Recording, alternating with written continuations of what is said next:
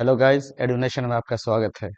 पिछले लेक्चर में हम लोग रिसोर्सेज के बारे में पढ़ चुके हैं। क्लास 10 चैप्टर 1 का रिसोर्सेज का एक वीडियो पहले ही अपलोड किया जा चुका है, जिसके बारे में हमने रिसोर्स के बारे में बताया था कि रिसोर्स होता क्या है, ये कितने प्रकार के होते हैं, फिर हमने उसको एक्सप्लेन किया था। अब यहाँ से अब हम पढ़ेंगे रिसोर्स डेवलपमेंट के बारे में कि रिसोर्स डेवलपमेंट होता क्या है।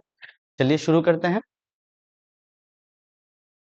सबसे पहले बात करेंगे हम रिसोर्स डेवलपमेंट की। रिसोर्स डेवलपमेंट होता क्या और इसकी जरूरत क्यों पेश आई। जैसा कि हम सबको पता है कि रिसोर्स जो है हमारे बहुत कीमती चीज़ें हैं हमारे लिए, और पूरी दुनिया में रिसोर्सेज के मतलब डेवलपमेंट का जो मेन बेस होता है वो रिसोर्स होता है। तो आजकल के ज़माने में और आज के हालात ऐसे हैं कि रिसोर्सेज का बहुत ज़्यादा इस्तेमाल करने की वजह से रिसोर्स का डिप्लेशन हो चुका है, और रिसोर्स की क्वालिटी और क्वांटिटी दोनों में समस्याएं आ चुकी है, जिसकी वजह से क्या हो रहा है, रिसोर्स डेवलपमेंट की बहुत ही ज़रूरत या ज़रूरत पेश आ गई कि कैसे हम इसको डेवलप कर सकें। उसके लिए सबसे पहले हम ये जानते हैं कि रिसोर्स डेवलपमेंट की ज़रूरत क्यों पेश आई। तो यहाँ हम देखते हैं कि सबसे पहले क्या लिखा, resources have been used by human beings indiscriminately and this has to lead to the following major problem। हमने क्या किया, रिसोर्स जो है वो हमारे डेवलपमेंट का मेन बेस है, लेकिन हमने क्या किया, रिसोर्सेज का बहुत ज्यादा अनडिस्क्रिमिनेटली यानी हमने बिना सोचे समझे भेदभावपूर्ण जब इस्तेमाल किया, तो इससे हमें कई तरह की समस्याएं आ गई। वो समस्याएं क्या है, सबसे बड़ी समस्या है डिप्लेशन ऑफ रिसोर्सेज और satisfying the greed of a few individual. कुछ लोग जो लालची प्रवृत्ति के होते हैं, अपनी जरूरत को सेटिस्फाई करने के लिए उन्होंने क्या किया, बिना सोचे समझे तर्क विहीन तरीके से उन्होंने क्या किया, रिसोर्सेज का इस्तेमाल किया, जिससे वैसे रिसोर्स का डिप्लेशन हो चुका है। रिसोर्स की क्वालिटी और क्वांटिटी दोनों में गड़बड़ी हो गई या कम हो चुका है।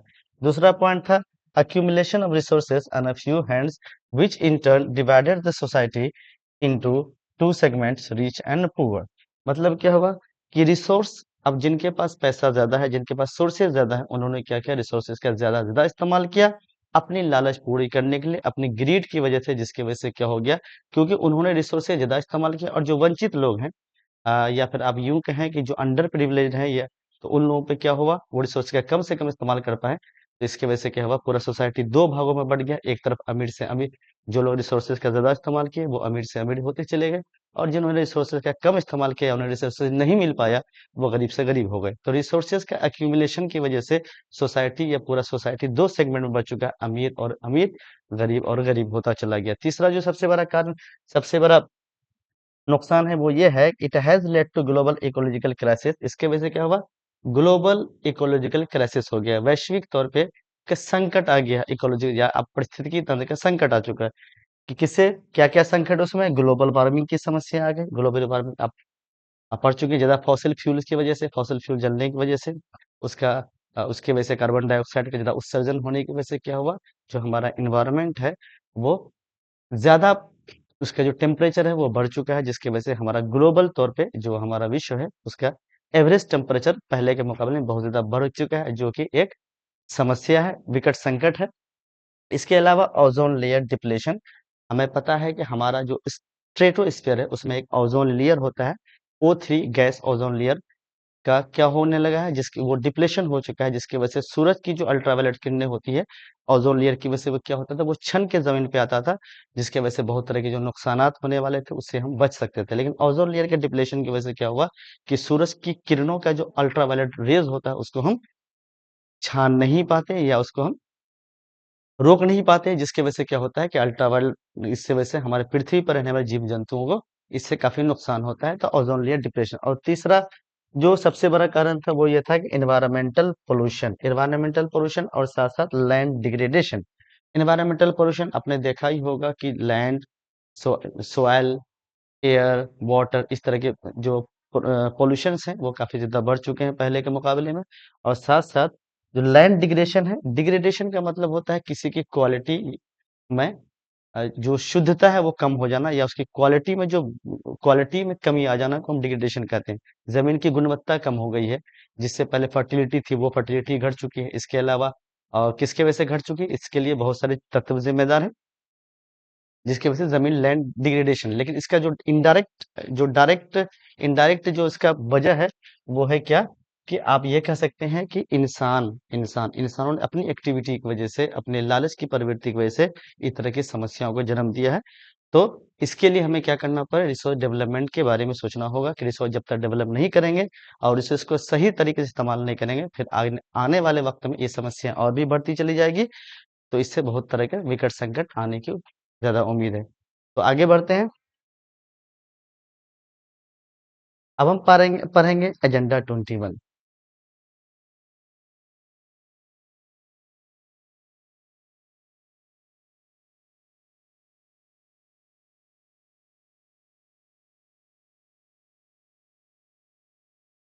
एजेंडा 21 के बारे में हम पढ़ेंगे कि एजेंडा 21 है क्या।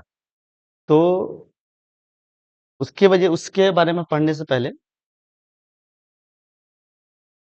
तो एजेंडा 21 है क्या। एजेंडा 21 है कि आपने देख चुके हैं कि एक ब्राजील का एक शहर है, रियो डे जेनेरो, जेनेरियो। यहाँ पर 1992 में अर्थ समिट हुआ था, जो बेसिकली था क्या, रिसोर्सेस डेवलपमेंट से जुड़ा हुआ था। जो पारिस्थितिकी तंत्र में समस्याएं हैं, जिससे कि ग्लोबल वार्मिंग की समस्या है, इसके अलावा जो ओजोन लेयर डिप्लेशन की समस्या और रिसोर्सेज की समस्या से लेकर अर्थ समिट हुआ था 1992 में। उसमें क्या किया गया था, इन समस्याओं के समाधान के लिए एजेंडा 21 को लाया गया था, जिसमें 21 पॉइंट थे, जिसको जिसको के इस पॉइंट को अपनाना था। अपनाने के बाद क्या हो सकता था कि इन तरह समस्याओं से समाधान किया जा सकता था।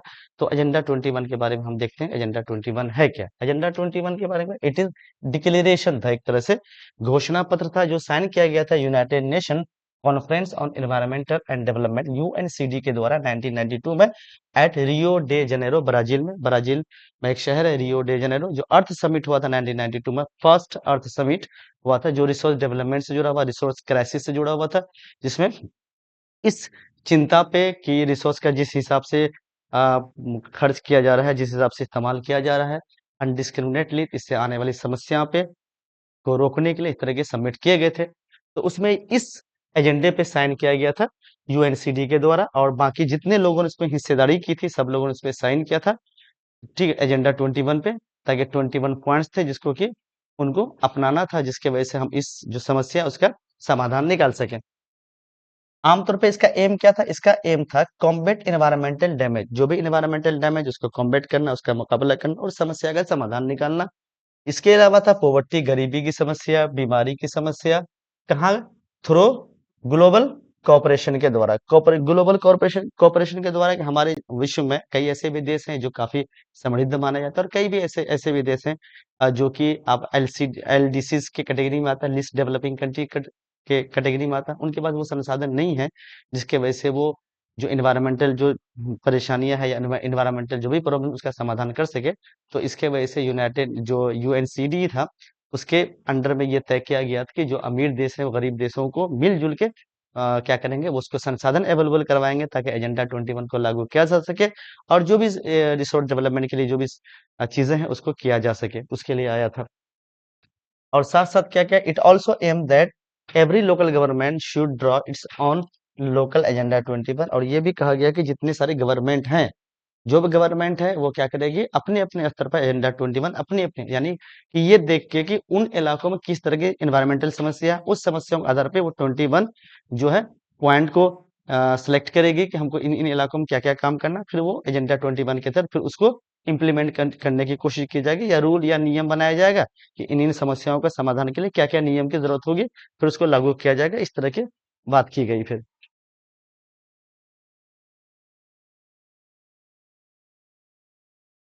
अब हम बात करते हैं रिसोर्स प्लानिंग की। रिसोर्स प्लानिंग बहुत ही, रिसोर्स डेवलपमेंट के लिए एक बहुत ही इंपॉर्टेंट चीज है, कि बिना रिसोर्स प्लानिंग के आप रिसोर्स डेवलपमेंट की कल्पना भी नहीं कर सकते। कि अगर रिसोर्स डेवलपमेंट करना है तो रिसोर्स की प्लानिंग करनी पड़ेगी, हर चीज के लिए प्लानिंग होती है। तो रिसोर्स डेवलपमेंट के रिसोर्स की प्लानिंग करनी पड़ती है। रिसोर्स प्लानिंग कैसे की जाती है, तो उसके बारे में अब हम जानते हैं। रिसोर्स प्लानिंग होता क्या है। Planning is the widely accepted strategy for judicial use of resources. Planning क्या है, ये आमतौर वाइडली, यानी बहुत बड़े स्तर पे लोग इस बात को मानते हैं कि अगर आपको जुडिशियल यूज करना है रिसोर्सेज को, यानी रिसोर्सेज का, संसाधनों का अगर आपको न्यायपूर्ण इस्तेमाल करना है, तो उसके लिए क्या करना पड़ेगा, आपको प्लानिंग करनी पड़ेगी, ताकि प्लानिंग के हिसाब से क्या करें, हम न्यायपूर्ण तरीके से रिसोर्सेज का इस्तेमाल कर सके। अगला कह रहा है resources planning is essential for sustainable development in India. अब ये कह रहा है रिसोर्स जो प्लानिंग है वो इंडिया में सस्टेनेबल डेवलपमेंट या सतत विकास जिसको हम कहते हैं संपोषणीय विकास, यानी ऐसा विकास जो कि फ्यूचर जनरेशन का ख्याल रखते हुए विकास किया, यानी विकास का ऐसा तरीका जो सतत हो, हमेशा चलता रहो। ऐसा अगर हमारे पास कोई रिसोर्सेज है, हम इसका इस्तेमाल ऐसा ना कर लें कि भावी पीढ़ी के लिए वो बच के ना रह सके और आज ही खत्म हो जाए, फिर भावी पीढ़ी इसका इस्तेमाल कैसे करेगी? जुडिशियल तरीके से इस्तेमाल करने का मतलब ये है, जुडिशियस तरीके से क्या मतलब है कि हम किसी भी रिसोर्स का इस्तेमाल इस तरीके से करें ताकि वो भावी पीढ़ी के लिए बचा के रखा जा सके और वो भावी पीढ़ी और आगे की भावी पीढ़ी को बचा के रख सके। और जो ये डेवलपमेंट है ये सतत हो और हमेशा के लिए हो, इसी को सस्टेनेबल डेवलपमेंट कहते हैं। तो क्या है यहाँ पे रिसोर्सेज प्लानिंग एसेंशियल है सस्टेनेबल डेवलपमेंट के लिए भारत में, खासकर because some region are rich in one resources but are deficient in other resources. हमारे हमारे देश में कई सारे ऐसे एरिया है, कई सारे क्षेत्र हैं जहाँ पे कुछ खास रिसोर्सेज पाए जाते हैं, कुछ ऐसे एरिया है जहाँ पे कुछ और खास रिसोर्सेज पाए जाते हैं, कुछ एरिया हमारे पास ऐसे भी है जहाँ बिल्कुल भी रिसोर्सेज नहीं पाए जाते हैं। तो ऐसे हालात में पूरे देश का रिसोर्स डेवलपमेंट या सस्टेनेबल डेवलपमेंट को हासिल करने के लिए वो क्या एक प्लानिंग करनी पड़ेगी, जिससे क्या होगा कि उन इलाकों में जहाँ पर रिसोर्सेज की कमी है और उन इलाकों में जहाँ रिसोर्स की ज्यादा है, दोनों के बीच में समन्वय स्थापित कर सके, दोनों के बीच में तालमेल स्थापित किया जा सके ताकि सस्टेनेबल डेवलपमेंट को हम प्राप्त कर सकें। There are some regions which can be considered self-sufficient in terms of availability of resources। कुछ ऐसे इलाके हैं जो अवेलेबिलिटी के मामले में, रिसोर्सेज की उपलब्धता के मामले में सेल्फ सफिशिएंट है, जबकि दूसरी तरफ ऐसे रीजन भी हैं जो एक्यूट शॉर्टेज है, यानी बहुत ज्यादा शॉर्टेज है वाइटल रिसोर्सेज, यानी बहुत मेन तरह जो वाइटल रिसोर्सेज होते हैं उसकी कमी है। एक तरफ हमें देख रहे हैं कुछ इलाके ऐसे हैं जहाँ पे जो रिसोर्सेज है बहुत ज्यादा मात्रा में पाई जाती है, कुछ ऐसे इलाके भी हैं जहाँ रिसोर्सेज बहुत ही कम ही मात्रा में पाती है तो पाया जाता है। तो ऐसे हालात में सस्टेनेबल जो अब डेवलपमेंट को प्राप्त करने के लिए हमें प्लानिंग की जरूरत पड़ती है ताकि हम प्लानिंग करके उन उन इलाकों में जहाँ पे रिसोर्सेज की कमी है वहां तक हम डेवलपमेंट पहुंचा पहुंचा सकें। जैसे एग्जांपल के तौर पे झारखंड है, मध्य प्रदेश है, तो ये इलाके में रिसोर्सेज ज्यादा पाए जाते हैं, जबकि बाकी बहुत सारे इलाके हैं जहाँ रिसोर्सेज कम अवेलेबल है। अब आगे देखते हैं। अब कह रहा है हम पर रिसोर्स प्लानिंग के बारे में और साथ साथ क्या करना था कि matching the resources development plans with our और नेशनल डेवलपमेंट प्लान, यानी matching the resource development development plan का जो मैच करना था किसके साथ करना था, नेशनल, यानी कि किसी इलाके में अगर रिसोर्सेस है और किसी इलाके में रिसोर्सेस नहीं है तो क्षेत्र विकास को तरजीह ना देके हम क्या करें, राष्ट्र विकास को तरजीह देंगे। यानी कि इस हिसाब से हम प्लानिंग करेंगे ताकि क्या होगा, जो रिसोर्सेस प्लानिंग हो उसका मेन नजरिया जो हो वो नेशनल प्लानिंग मतलब नेशनल डेवलपमेंट के साथ जुड़ जाए। यानी रिसोर्स प्लानिंग को नेशनल प्लानिंग के साथ जोड़ के क्या करना है, हमको सस्टेनेबल डेवलपमेंट को हासिल करना है।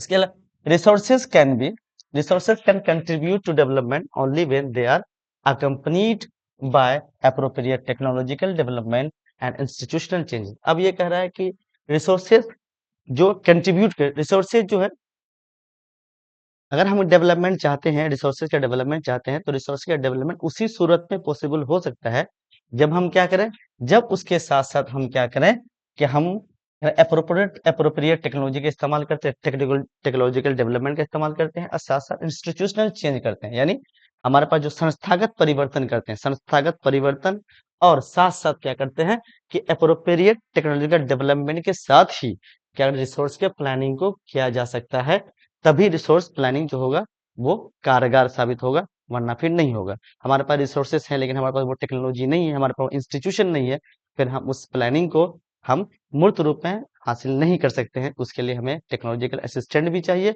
और साथ साथ इंस्टीट्यूशनल जो है चेंजेस की भी जरूरत पड़ेगी ताकि हम क्या कर सकें, डेवलपमेंट कर सकें उस हिसाब से जिस हिसाब से हमें जरूरत है।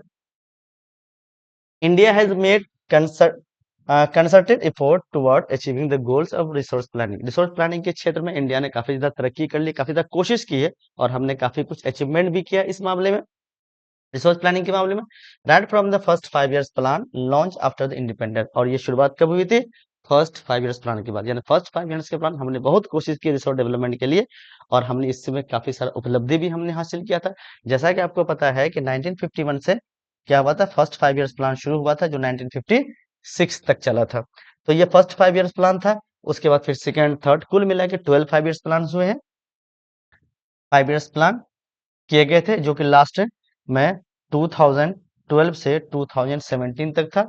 और 2017 एक 1 जनवरी 9 2015 में इसकी जगह पे एक नया कमीशन बनाया गया, जिसका नाम था नीति आयोग, जैसा कि आपको पता होगा।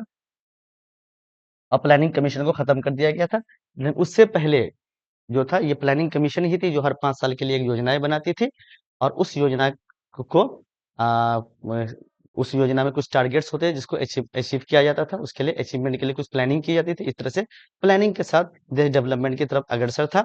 और अब नीति आयोग वही काम कर रही है।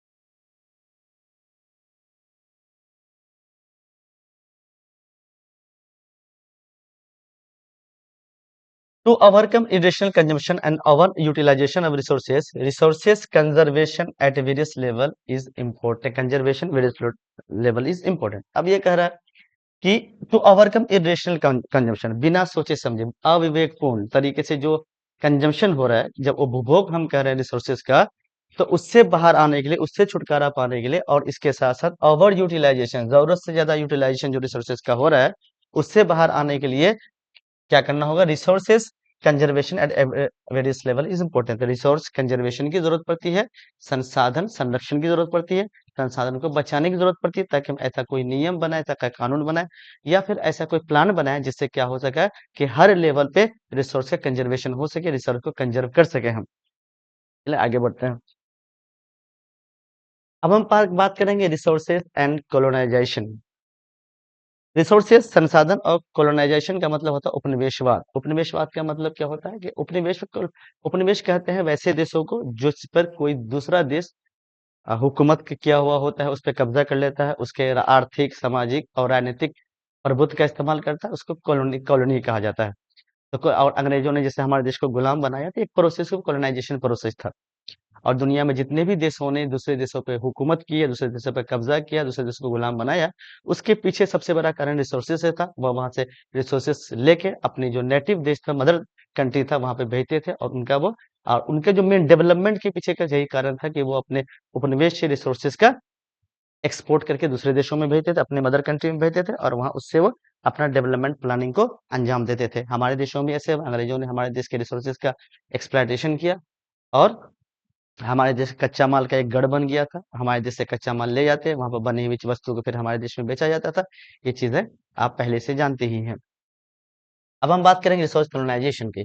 Rich natural resources of colonies were the main attraction of foreign invader. जितने भी दुनिया में, जिस भी देश में जो फॉरेन इन्वेडर्स आए, आक्रमणकारी आए, उनका जो मेन अट्रैक्शन था, वो उस देश का रिसोर्सेज था। उन देश के रिसोर्सेज के लालच में ही बाहरी आक्रमणकारी ने किसी देश पे कब्जा किया, उस पर हमला किया। खासकर भारत के मामले में तो ये बात और भी ज्यादा सही है कि भारत से जो भी विदेशी आक्रमणकारी आए, वो भारत के रिसोर्सेज के अट्रैक्ट होकर आए थे, रिसोर्स के ही लालच में आए थे।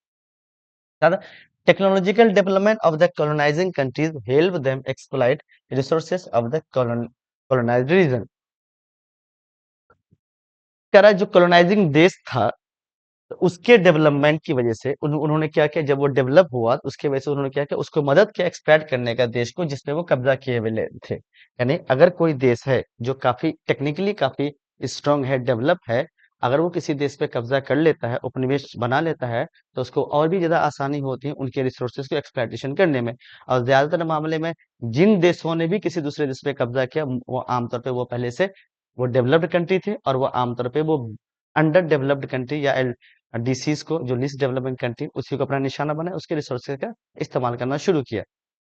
क्या उन्होंने India has experience by colonization that the available to resources as well as either technology and the quality of human resources are needed for proper development। और इंडिया ने colonization से बहुत कुछ सीखा है, बहुत कुछ तजुर्बा किया है। that the available of the resources as well as the technological and quality of human resources।